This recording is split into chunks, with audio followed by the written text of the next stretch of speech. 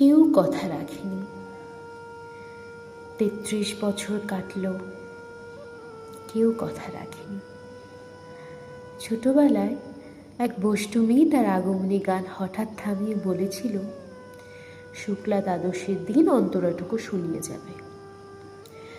তারপর কত চন্দ্রভূ অমাবস্যা চলে গেল, কিন্তু সেই বষ্টু মেয়ে আর এলো না। ২৫ বছর প্রতীক্ষায় আছি। মামাবাড়ির মাঝি নাদের আলী বলেছিল, বড় হও দাদা ঠাকুর, তোমাকে আমি ৩ প্রহরের বিল দেখাতে নিয়ে যাব। সেখানে পদ্ম ফুলের মাথায় সাপ আর ভ্রমর খেলা করে। নাদের আলী, আমি আর কত বড় হব? আমার মাথা এ ঘরের ছাদ ফুঁড়ে আকাশ স্পর্শ করলে তারপর তুমি আমায় ৩ প্রহরের বিল দেখাবে? একটা রয়্যাল গুলি কিনতে পারিনি কখনো। লাঠি লজেন্স দেখিয়ে দেখিয়ে চুষেছে লস্কর বাড়ির ছেলেরা। ভিখারির মতো চৌধুরীদের গেটে দাঁড়িয়ে দেখেছি ভিতরে রাস উৎসব। অবিরল রঙের ধারার মধ্যে সুবর্ণ কঙ্কন পরা ফর্সা রমণীরা কত রকম আমোদে ঘেঁষেছে। আমার দিকে তারা ফিরেও চায়নি।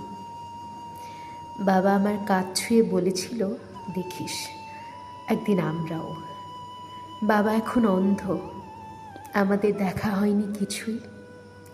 সেই রয়্যালগুলি, সেই লাঠি লজেন্স, সেই রাস উৎসব আমায় কেউ ফিরিয়ে দেবে না।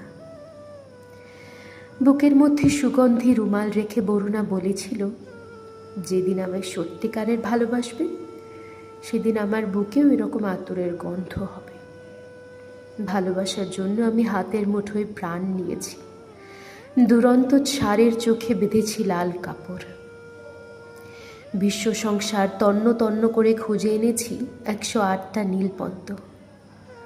তবুও কথা রাখেনি বরুণা। এখন তার বুকে শুধুই মাংসের গন্ধ।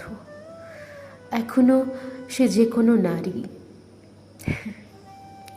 কেউ কথা রাখেনি। ৩৩ বছর কাটল, কেউ কথা রাখে না।